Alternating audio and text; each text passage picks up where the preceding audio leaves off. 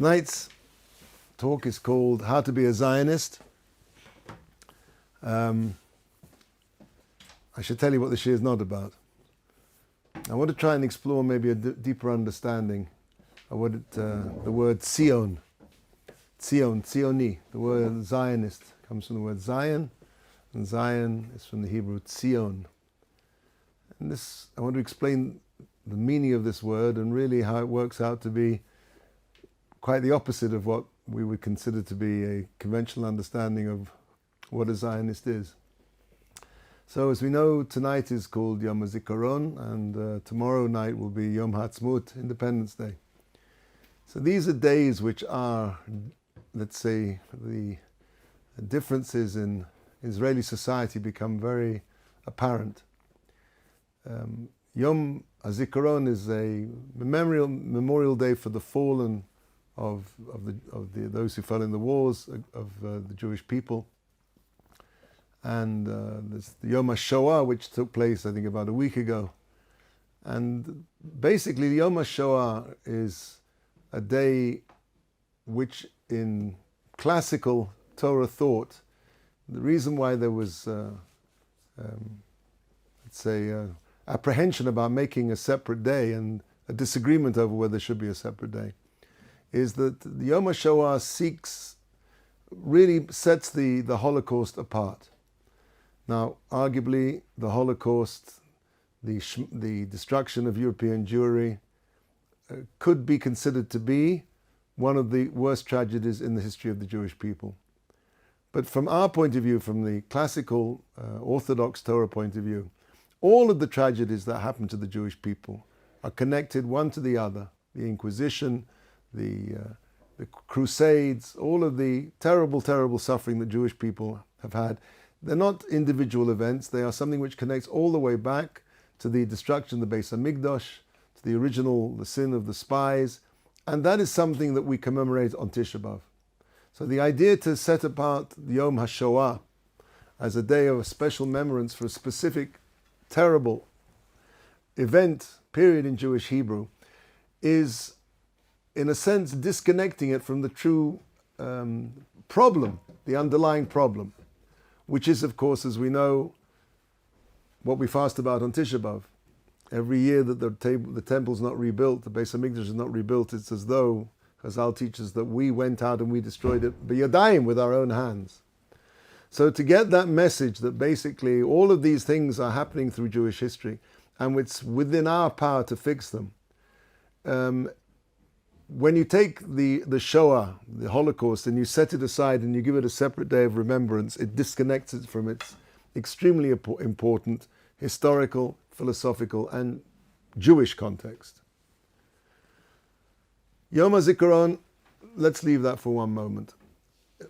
Of course, we have to understand that the state, the secular state of Israel, the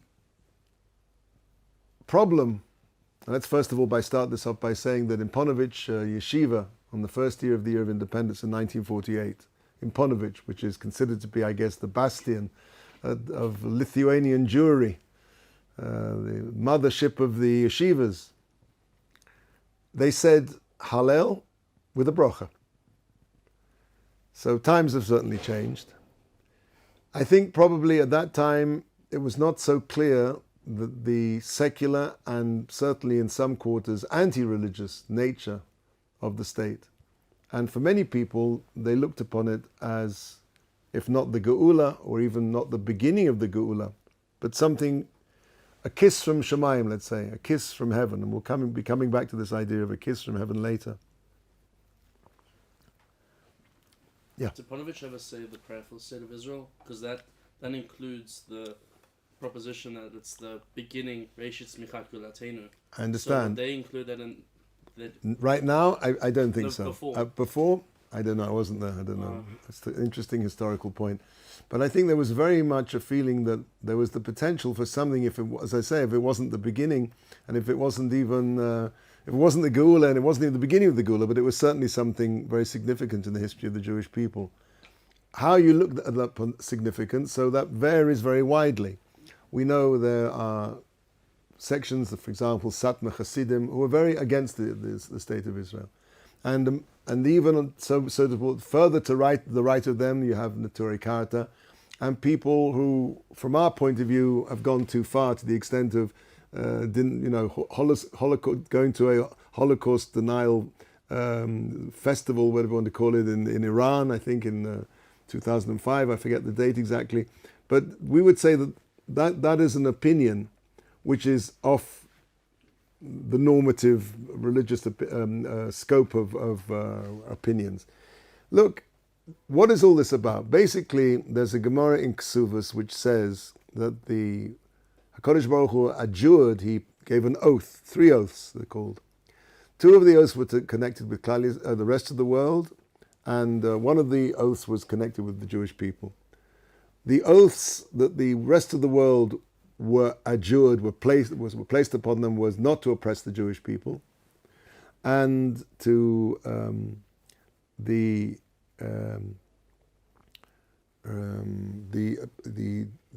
oath that was placed upon the Jewish people was not to come up to Eretz Yisrael in strength.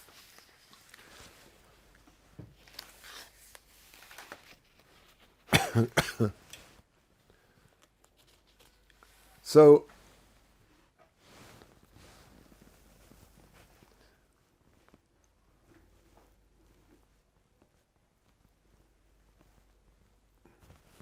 I'm sorry, 2 of the oaths pertain to the Jewish people. Those 2 oaths were not to come up to the land of Israel to forcefully reclaim it. And the other 2 for the non-Jews were not to subjugate the Jews excessively. And I'm sorry, right, that's their one, not to subjugate. And our 2 were not to come up in force to the Eretz Israel and not to rebel against the other nations. Exactly, I'm not going to go into now, it's a whole halachic debate whether those 3 oaths still apply or one of them, whatever. That's really the nub of this whole, discussion about whether we should have come here in the first place and do these oaths still apply. I would say probably the conventional mainstream opinion is that probably if we'd had our druthers, was the state of Israel a good thing to start in the first place? Probably not. Why? Because it's far from clear that these oaths have been rescinded, that it's not still operative. But seeing as we're here, and seeing as this has happened now, so for sure we have to learn to live with the state, so to speak.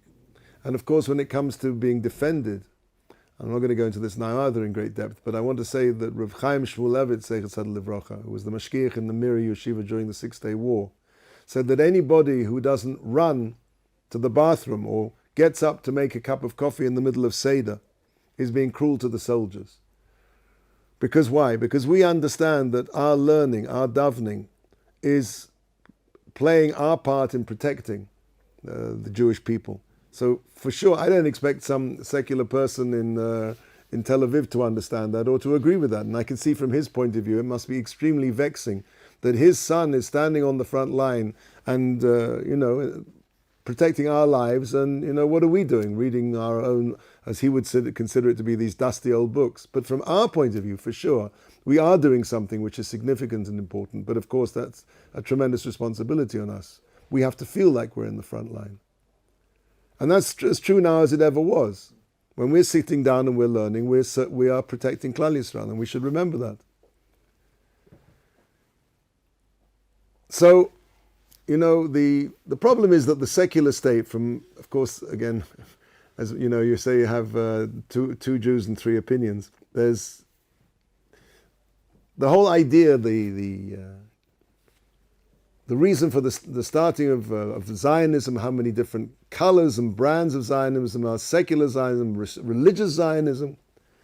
Some of the more left-wing versions of Zionism understood that the state of Israel was really a device to dismantle Judaism. They wanted to replace God with a secular state. the well-known phrase that says we will not be an independent nation until there's a Jewish criminal sitting in a Jewish jail and a Jewish streetwalker standing on the street of a street in Tel Aviv. That's clearly an attack on the Torah itself. And the idea was to replace the Torah. So that's a very left-wing, and that, unfortunately, that opinion still obtains to this day. There are those feelings. There is a tremendous anti-Semitism.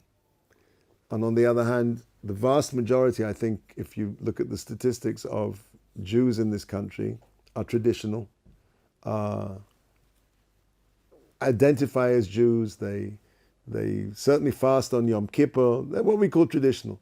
It's one of the ironies of history that the Egyptians, when they attacked us in the 1973 war, thought that we'd be very weakened by the fact we'd all be fasting. And that would be a propitious moment to launch an attack on the Eretz Israel and the state of Israel. Of course, what they didn't realize is that because Israel basically relies on a huge reservist army, the actual standing army is quite small here. We can't afford to have a huge army.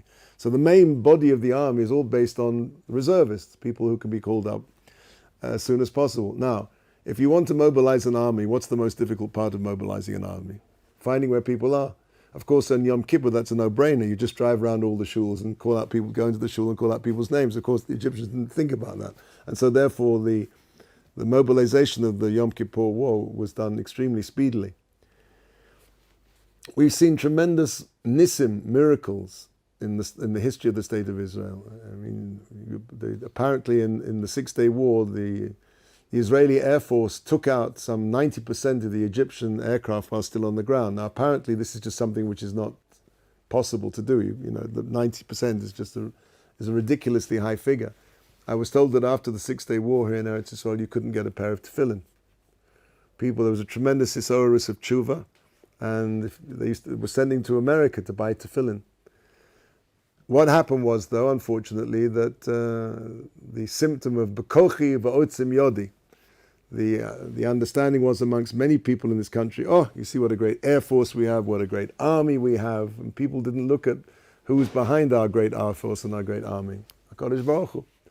So then, of course, there was the Yom Kippur War, and finally what happened was, which was the supreme irony in the Gulf War, and I remember, I'll never forget it, sitting in what we had our sealed rooms because we were worried that the Iraqis were going to send across bombs with gas in them.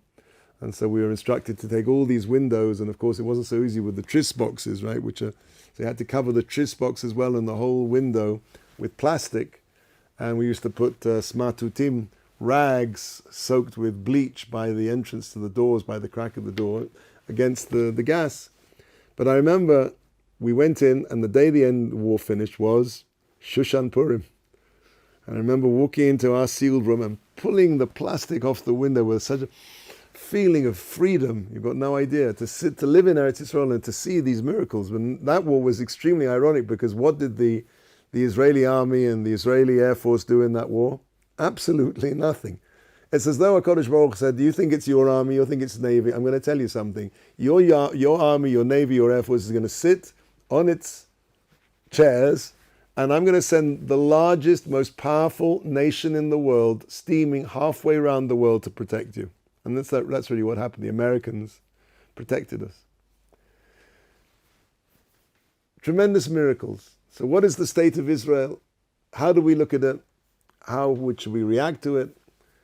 Of course, when it comes to respecting other people's feelings, there's nothing to talk about. If you're on Yom Hazikaron, on the day of Memorial Day, like tomorrow, when the sirens will go off and you're in the street, you stand up. And if you're in a car, you stop and you get over to the side. For sure, you always have to be concerned of the individuals, the personal individuals' feelings. You never know whose father may have been lost in a war, in the Holocaust, whatever it was. But in terms of embracing wholeheartedly the celebration of the secular state, as I said, there are very mixed feelings. On the one hand, we have to have tremendous gratitude that we're able to live here, we're able to learn here. Arguably, the state of Israel is the largest supporter of Torah in the history of the world. I'm not sure how willingly that is. Certainly among certain elements of the Knesset, they'd be very happy not to support it. But the fact of the matter is, this is a tremendous schus. And it always gives us cause to worry when there are elements in the Knesset which seek to cut the budget to yeshivas, because unbeknownst to them, we are, and that's our belief, that we are helping to protect the country in the best way possible, certainly for us. In the war, King David never used to go out to fight a battle unless each one of his soldiers had someone sitting in Yerushalayim saying Tehillim, davening, learning for him. In other words, for every pilot there was a rear gunner, somebody sitting, protecting his tail, so to speak, sitting in Yerushalayim, davening for him. So we understand our job, as I said before, is very important, and that job is not just in times of wartime. That job is it protects Klal Yisrael against terrorist attacks. So what does it mean to be a Zionist? So that's really just to put into the context of the situation we live in Eretz Israel. So,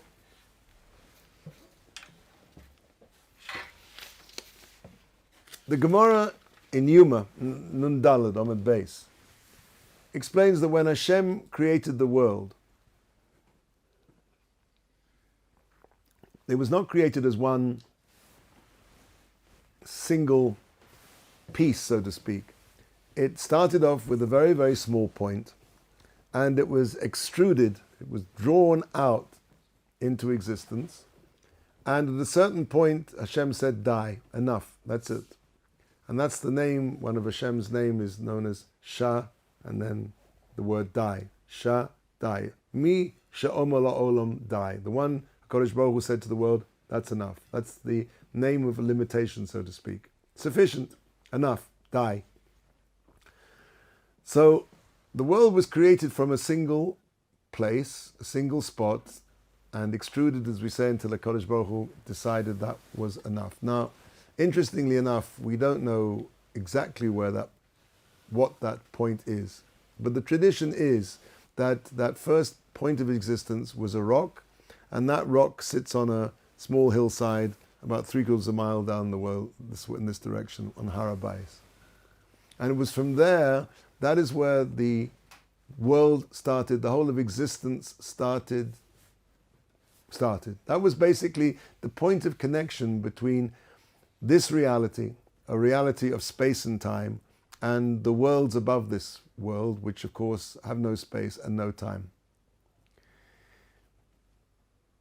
That stone from which all of creation was drawn out is called the Even HaShasiyah, Even HaShtiyah. Even means stone, Shasiyah means foundation. That's called the foundation stoning. It's a foundation stone. In other words, when Hashem created the world, there was one point of contact between this world and the world above this world, that stone. Now that stone has an interesting history, because after its appearance as the beginning of creation, as we understand it, the beginning of the universe, that stone figures also as being the place where Avram Avinu brought Yitzhak up, to sacrifice him. That place was the stone that Yaakov Avinu placed under his head. That was the place where Yaakov Avinu saw a ladder. Now, the whole idea of a ladder is that it connects. That idea of the ladder was its sulam mutzav arza, a ladder thrust into the ground, stable, set into the ground, mutzav arza, in the land. V'rosho magia l'shamayim, shamayma, and its l'shamayim, and its head reaches to the heavens. So that's the idea of the connection between this world. And Yaakov Avinu, when he understood this connection, he said, "Ma nora hamokom hazeh." How awesome is this place? Hashem saw the awe of the connection, the palpable connection between this world and the world beyond. That's ma nora. Now that's also the place, and I think maybe we discussed this last time, but that's also the place where the Beis HaMikdash, and that was the Even Shasiyah, was the stone on which the Aron HaKodesh sat with the luchos inside them. Now, interestingly enough, if you take the word, the Ari says, the word Aron is exactly the same letters as Norah in reverse. So to speak, Aaron, Aleph, Reish, Vov, Nun, is the way we see Hashem's Norah, Nun, Vov, Reish, Aleph, as it comes down to earth. It's the same concept. What we see as Aaron is, so to speak, the projection of Hashem's Norah in this world. And that connection is destroyed with the destruction of the Beis Hamikdash. It says when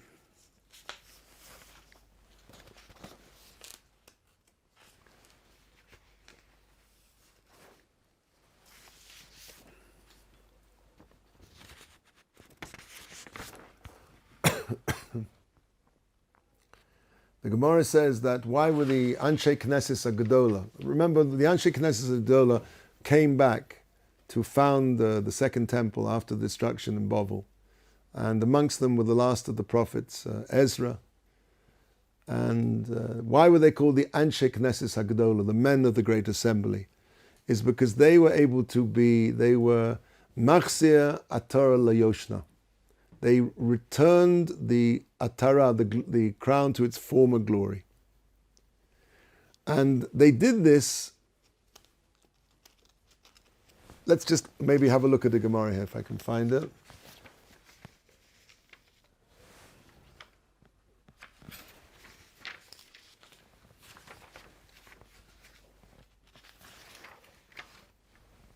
Here we go. It's a Gemara in Yuma.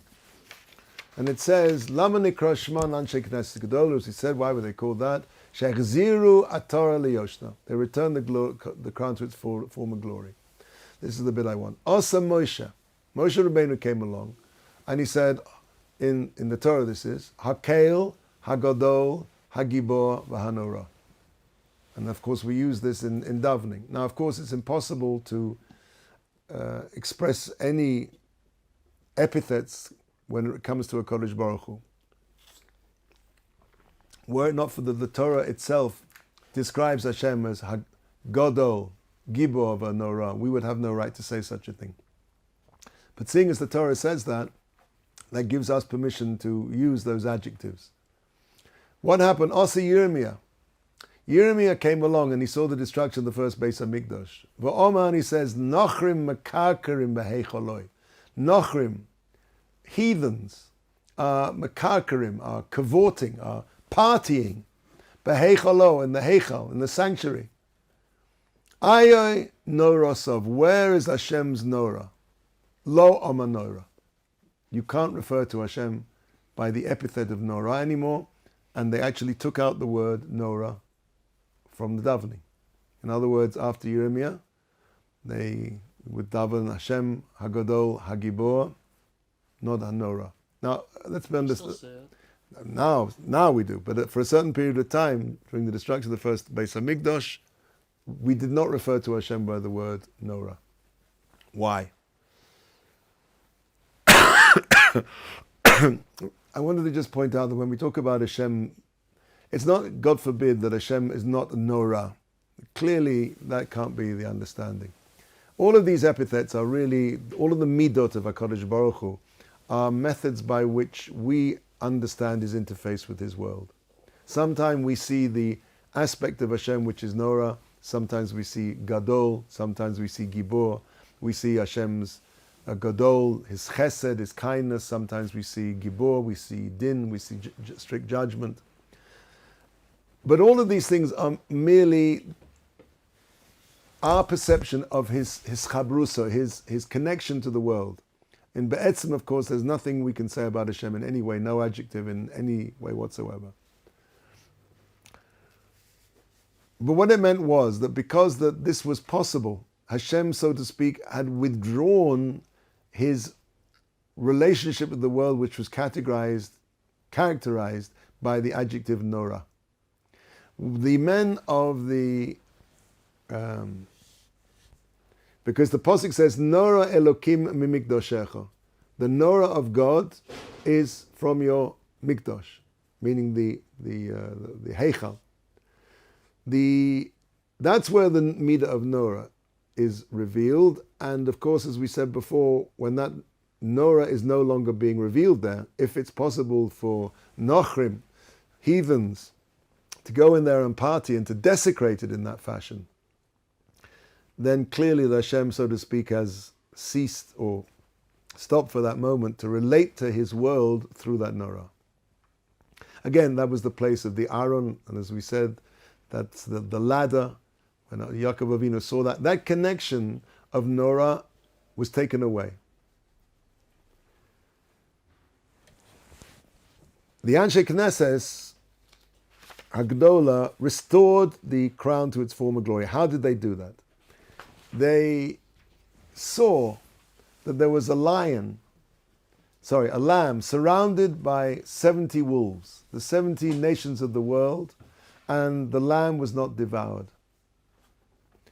This was an indication of the Norah of Hashem. The Anshe Knesses Gedola, they restored the Norah, the perception of the awe, AWE, of Hashem in this world, not through the Beis HaMikdash anymore, but through the continued unhistorical, anti-historical survival of the Jewish people.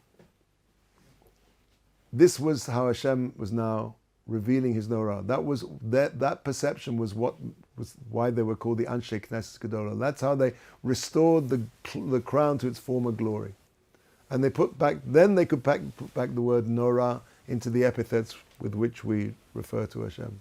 Hashem was still again visible, perceivable as Hakel, Hagadol, Hagibor, V'Hanorah. Louis XIV once asked Pascal for one proof of the existence of God in the world, and he replied to him, "The Jews, Your Majesty."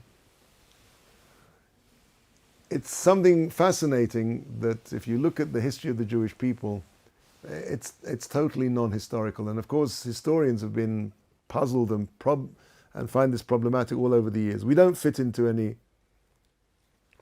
historical theory. Arnold Toynbee, one of the great historians of the 20th century, called the Jews the fossils of history. For fossils, we seem to be doing pretty well. In point of fact, there's a very famous quote by Mark Twain, I'm sure you've heard it, that said that did I bring it here? It was published in Harper's Bazaar, and you can look it up, I'm sure, on in Wikipedia. He basically said something like the Jews, said something like the Parthian and the Greek filled the world with fury and pomp, and then have vanished. The Romans now sit in night, and the Greeks and all of the nations have raised up their torch for a while, and they now sit in darkness. The Jew saw them all, beat them all, is now showing no signs of infirmity in his bright and aggressive mind. Something like that, I'm not quoting exactly. Mark Twain clearly saw that there was something, and he asked the question, what is the secret? He says at the end of the article, what is the secret of his immortality? Well, we can answer that question. That is obvious to us. But somebody who doesn't believe in a Kodesh Baruch Hu, or somebody who doesn't believe in the unhistorical, anti-historical history of the Jewish people as the chosen people precisely to fulfill that role. As the Torah says about us, we're going to be the smallest of all nations. Now, in terms of survival, to be a small nation is not a good way to survive, because usually what happens to small nations is they get very smaller and smaller and smaller until they die out. If you're a large nation like the Chinese, you have much better chance of surviving. But the Jewish people, against all odds, have survived, and we're no bigger than we were before the Second World War. And this is a fact that is very difficult for historians. Paul Johnson has a book called The History of the Jews, which is an interesting book, although of course his early analysis of Jewish history, he doesn't have access to Chazal, so it's inaccurate. But he gets to the end of the book, and he says the following. He asked the question, Paul Davis asked the question, how is it the Jews have survived so long? And he says this, the Jews believed for so long and with such tenacity that they were the chosen people, that they became the chosen people. which is a wonderful piece of self-fulfilling prophecy. I mean, didn't the Germans, the French, the English all believe they were the chosen people? I mean, you can believe anything you like. I'm a great believer in positive thinking, but positive thinking actually, has a limitation to it. You can believe you're a Martian until the middle of next week, but I doubt you're going to sprout little aerials on the top of your forehead. How is it that a historian, very simply, a historian, by definition, boxes himself into, I'm a historian. That's all. I can't accept anything beyond the definition of my job, which is to be a historian, and to discount anything which might look supernatural or unexplainable in any other way. Let's go back to, so we've got the Norah, we've got the Aaron, which is the same letters. We've got a connection of Sulam Yaakov, Jacob's ladder. When we said at the beginning that there's a pasuk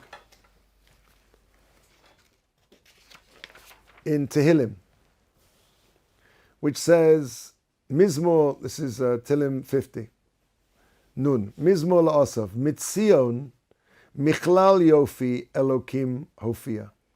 From Zion, this place called Zion, Michlal Yofi, the summation of beauty. Elokim Hofia, God appeared. So let's look at this pasuk closely. First of all, the word Sion. Now the word Sion is, in fact, connected to another word, Mutsuyan. Now what does Mutsuyan mean? Excellent. Really, Mitzion, and if you look in the Haggadah, it says that Klal Yisrael were Mutsuyonim Sham. Now there it doesn't mean excellent. In fact, this is one of the few Hebrew words which I think is translated almost exactly into English. The word is outstanding. The Jewish people were outstanding in Mitzrayim. Outstanding meaning what? They stood out, quite literally, outstanding. Meaning they were recognizable. They didn't change their clothes, they didn't change their language.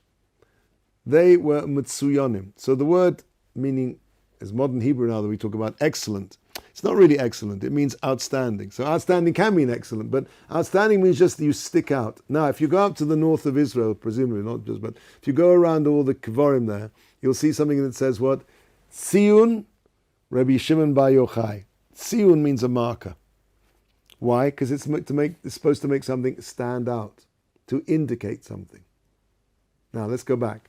We said that Mitzion, Michlal Yofi, Elokim Hofia, God appears in this world.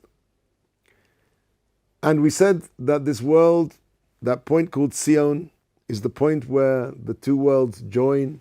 There's a Gemara in Bava Basra where there's a certain Taya, a certain Arab, who takes Baba Bar Chana, and he shows him all these different places. He shows him the place where Korach and his supporters went down to the depth, the Sheol, and he put his ear to the ground, and he could hear Moshe emes v'sorosa emes v'anachnu badim.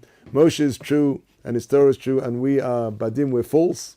He took him to another place, and he says, "Come, I will show you where heaven and earth kiss."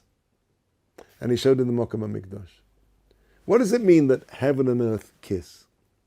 It means that there's one place, which was the beginning of creation, as we said at the beginning, where there's a connection between the upper world and the lower world. With the destruction of the Beis HaMikdash, that palpable connection between what's beyond this world, the fact there is another world, and this world becomes severed.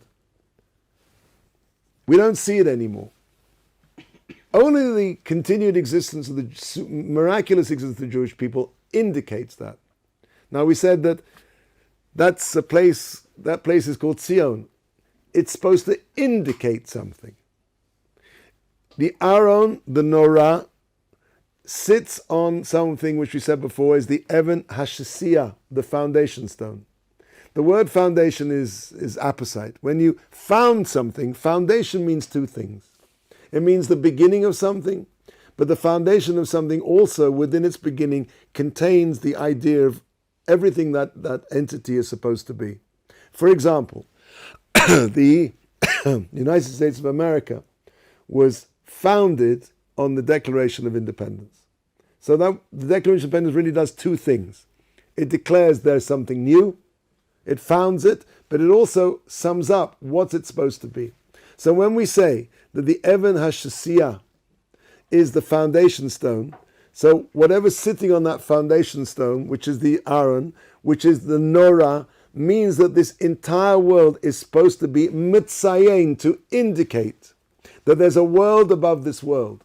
So the whole idea of secular Zionism, I'm talking about left-wing secular Zionism now, which is to totally divorce everything, anything spiritual, any connection between the Jewish people and Avinu Shabashamayim, is the absolute antithesis of what the Torah understood the word Zion to indicate. Zion means an indicator. What's it indicating? The connection, the sulam, the ladder, which is thrust into the ground and reaches to the Shemayim. The Gemara in Megillah says that the Aaron, very strange statement, Ha'aron eino minamida. The Aaron HaKodesh, eino minamida, takes up no space. Has no size. Which is extremely strange, because if you look in the Torah, the dimensions of the Aaron are given very clearly. It says the Aaron is 2.5, right? Amasayim v'chetzi by length, Amma v'chetzi, 1.5 amma wide, Amma v'chetzi tall. So we know the Torah itself gives us exact dimensions as to the size of the of the Aaron. So how can it be that the Gemara in Megillah says that the Aaron eina minamida? I wonder if I drew this out before, if I have to save myself some time. No, I didn't. Okay, so what does it mean then? So the Gemara has to be understood like this. When two entities meet, you would expect to see evidence of both of those entities represented at the point at where they meet. I'll give you a very prosaic example. Let's say you're driving from France to Italy. And as you get to the closer to the border, you'll see in French the word douane, 5 kilometers. And underneath that, you'll see another sign saying dogana, 5 kilometers. Now, douane means customs in French. Dogana means customs in Italian. So, right, you have on top the French and underneath the Italian. After you go through the border, you'll look in your rearview mirror and you'll see it says Dogana on the top, because that's the Italian side. In other words, it's a very simplistic example where you get two entities meeting. You will expect to see evidence of both of those things. What am I talking about there? If you took a measure, have you got a pen? Someone got a pen?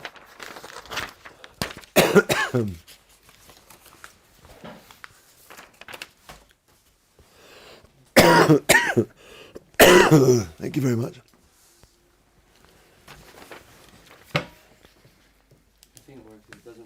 It works. Baruch Hashem. We have Siyat Dishmayim. Okay, let me just do my sketch here. X, Y, 1, Y, 2. X equals Y, 1 plus Y, 2. Okay, can you see this? This is the Kodesh Kadoshim. This is the Holy of Holies. This is the Aron HaKodesh. Okay, excuse my rather rudimentary drawing. Let us say you took a tape measure and you measured from one side of the Kodesh Kadoshim, the Holy of Holies, to the other. This measurement we will call X. And then you took your tape measure and you measured from this wall to this side of the Aron HaKodesh, which we'll call Y1. And you took your tape measure and you measured from this side of the Aron HaKodesh to the other wall, and we'll call that Y2. When the Gemara says Aaron eina mina mida, it's this equation. Forget that bit of the book. X, this distance, was the same as this and this put together. This is the understanding of what it means, Aaron eina mina mida. The Aaron has dimension. It's 2.5 by 1.5 by 1.5, but it takes up no space. And if you think about it, that's exactly what you would expect when two realities meet. This is a world of space and time. The worlds above this world have no space and time. When you have a portal, when you have a meeting of those two entities, you would expect to see evidence of both those facts. In other words, the Aron is in this world. It has dimension, 2.5, 1.5, 1.5. But it's at a place which is on the gateway. It's the Sulam Motziv Arza above this world, and therefore it occupies no space. This is, I think, the understanding of the Gemara. This idea of connection, we say in the davening every day, L'cha Hashem hagadula, hagavura, v'hatiferes, v'netzach, v'hod, ki chol b'shamayim v'aretz. Ki chol b'shamayim v'aretz. All of these, L'Hashem hagadula, gadavura, all of these qualities represent various midas. Gedula is chesed. We'll come on to this maybe in the weeks to come. Gevura is din. If you go all the way down the list, the seventh of those midot, kichol b'shamayim v'aretz. Kichol, chol is a lashon of lichlol, to combine, and that is the midah of Yosef. Yosef was the mashbia, the one who channeled the sustenance of the world. He was in charge of the Egyptian economy and the distribution of food. He was the channel which was the power line, so to speak. Now, the gematria of Yosef, if you don't believe me, you can work it out, is Tzion. Just like Tzion is the pipeline, the energy that feeds from this world to the above world to this world. So Yosef was that pipeline. He was Kichol b'shamayim v'aretz. He was kolel. He was michlal. He joined together shamayim v'aretz. Now we'll see Yosef, right? So Yosef, Yud is 10, Vav is 6, Samech is 60, Peh is 80, 156. Tzion, Tzadi is 90, Yud is 10, Vav is 6, and Nun is 50, 156. So the same gematria for Yosef and Tzion. So Zion, it's not specifically a location. It is a location. It's the location of the Evan Shasiya. Yeah, and also the beginning of the connection of this world to the world above, and it's called Zion because it is supposed to be mitzayin, to indicate, to point out, as if to say, look up. There's a connection. There's a connection between this world and the world above.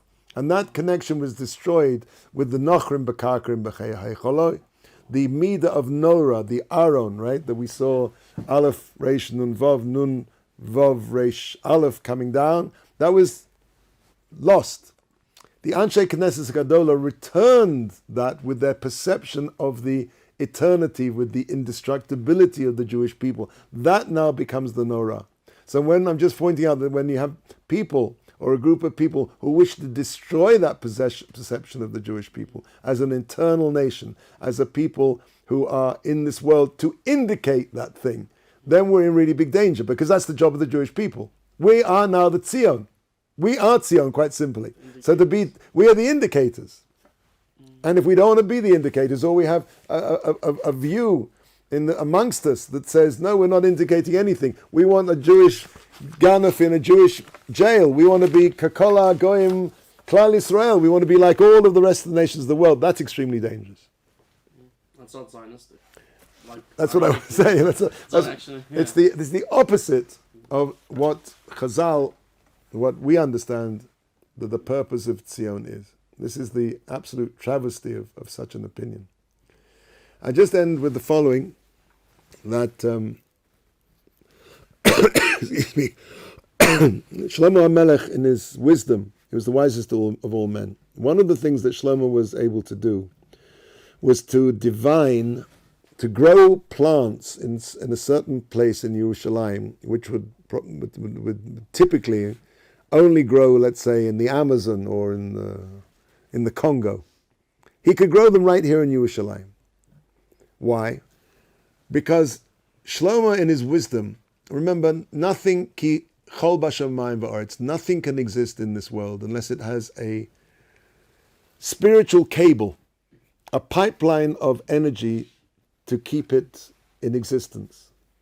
The physical world can only can exist if it has a spiritual component to it. So therefore, everything that comes down, everything that spreads out in this world, everything that comes down to this world has to come through Yerushalayim. That's the main pumping station. That's the grand terminus, so to speak, of all of that electrical spiritual energy that comes down, and then quite literally it spreads out through all of these spiritual cables to all over the world. So some plant that grows in the Amazon basin or in Peru or in India, how does it grow? It's because down through the Beis HaMikdash comes this power cable that goes all the way to Africa, and it grows out over there. Now, if you're Shlomo HaMelech, you know where all these cables are. And therefore you can grow a plant which shouldn't really grow in Yerushalayim, and it should only grow in India, right here in Beit Vegan. So it's an actual physical phenomenon. It's a physical, spiritual phenomenon.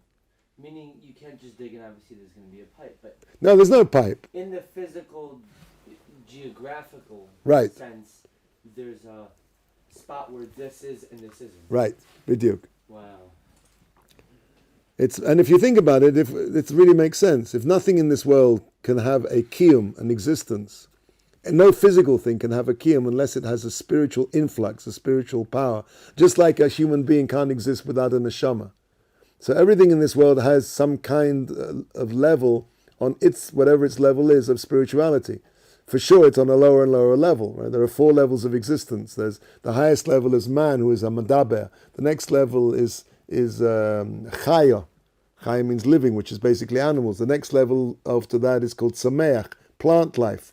The lowest level is called domem, which is basically stones. Inanimate, right? Inanimate. There's a better word for it, but that'll do. So, but everything has to have some kind of spiritual influx for it to be able to have any kind of existence at all. You could find out where those pipelines are if you manage to find a spot to encircle it and then plant every one of those plants in a circle, and whichever one grows, you mark that spot for that plant, and then you can keep doing it. I thought you were going to say this. Sounds like something for a startup nation, right? I guess Israeli startup, right? Mm-hmm. But anyway, joking apart. So what did we learn this evening? We really, let's just sum up that we said that the word Zion means to indicate. What's it supposed to indicate? It's supposed to indicate that there's a world above this world. We said there's the Even HaShasiya, Hushtat foundation, something which is the foundation of something is the beginning of something, but it also sums up what that thing is supposed to be. So when we say that this world was founded on a place called Zion, it means the entire purpose of this world is to indicate that there is a connection to the world above. Then we talked about Yosef as the same gematria as Zion. We talked about Mitzion Michlal Yofi. The summation, the chlal, right? It's the joining together of Yofi. Now, the word Yofi, beauty in the Jewish sense, and we'll finish with this. The Greek world says that beauty is only skin deep. We understand that the true beauty of something is where the pnimius of something, the internality of something, is expressed to the outside. For example, the word in Hebrew for face is panim. Panim is exactly the same word as pnim, which means the inside. The face of a person is where you see who he is. If you think about it, one of the fascinating things about the human face is with a very, very limited palette, so to speak, of possibilities of 2 ears, 2 eyes, a nose, and a mouth, that the Kodesh Baruch Hu has managed to create billions and billions and billions and untold numbers of individual human faces. And the reason is that the pnim of every person is different. So the Mitzion Michlal Yofi, the idea of the Yofi, of the beauty of somebody, is the Yofi is in the face, and the face shows the pnim. The second idea of beauty is, it's interesting because in Hebrew the word for ugly is mechu'ar. Mechu'ar. Mechu'ar is connected to the word to mean opaque. The whole concept of Jewish beauty is that which is transparent, where you can see pnim. The beauty of a person is in the face. Something which is opaque, which doesn't show you the pnim, is opaque, and that's the same word as ugly. So Tzion is the beauty, Michlal Yofi, because it shows us the pnim. It shows us the internality of the world. It shows us that this world is a world which is connected. That's the Sulam Yaakov, and that is the job of the Anshe Knesset Gadola. And they return the crown to its former glory by pointing out the eternality, the eternal nature of the Jewish people. And it's our job, in what we're doing here in Or Sameach, with our learning, with our davening, with our midas tovas, fulfilling the Torah and learning the Torah, that we are bringing down into this world. This is really Kiddush Hashem. Maybe I'll end with a very short idea. The last week's Parsha, the Gemara says, the Mishnah says, anybody who is Mechalal Shem Shemayim B'Seisa will be punished b'Fahesia. Anybody who desecrates the name of Hashem in private will be publicly punished. Now, if you think about it, it's one of these things that you read without really thinking about it, but hang on a second, what does it mean? Anybody desecrates Hashem's name in private? Isn't the whole idea, Chas v'Chalila, of Chil Hashem is something which was done publicly that people saw, and they go, wow, how can an Orthodox Jew do this? Or how can a Jew do this? Our whole concept of Chil Hashem is all public. Where do you ever see there's a possibility, Chalila, of Chil Hashem in private? So in last week's Parsha it says, one of the things it says, you should not take my name in vain, v'lo chalalta eshmi shem kodshi, something like that, not exactly, it's not quite the pasuk. Don't take my name in vain, and by doing that you will desecrate my holy name. Meaning that there are certain things, certain averas, that if they're done, even in secret, a person could make a false oath, an unnecessary oath, in Hashem's name. And by doing that, he creates an energy which makes Hashem smaller in the world, where people don't see the hand of Hashem so much, where the Jewish people are looked at as being lower. If this is true, so it comes out that the corollary is also true. We tend to think of Kiruv as like, we've got to get out there and we've got to spread the word. And I'm not putting that down. Of course, there are some people and there is a great necessity to spread light amongst the ignorance. But don't think that you're not doing Kiruv by sitting here in Or Sameach and breaking your head over a Tosfos. The Nefesh HaChaim, Chaim Voloshin, says all the Jewish people are connected together. It's one large neshama. And he says that, God forbid, if there's a great Talmid Chacham who one day doesn't learn quite as hard as he really could, what does that mean? It means that the guy who usually learns Gemara, that day he learns Chumash. The guy who learns Chumash picks up a book about a famous life of a great rabbi, and the one who reads the book about the great rabbi will pick up a secular novel, all the way down till finally a Jewish boy marries a non-Jewish girl in Paris. Meaning what? That when we, on our small level, we work as hard as we can. We're not just doing good things for ourselves. We're not just doing good things for the cosmos, which of course we are, but we are making Kiddush Hashem. Hashem's name becomes clearer in the world. Hashgacha becomes clearer. People see the Yad Hashem. Okay, so that's really our discussion for tonight. Do you have any questions? I'll be happy to answer them. Maybe that's what it means to be a Zionist. That's the tagline, right? That's what it means to be a Zionist, exactly. That's what it means to be a Zionist. Yeah. To show there's a connection. Okay, guys.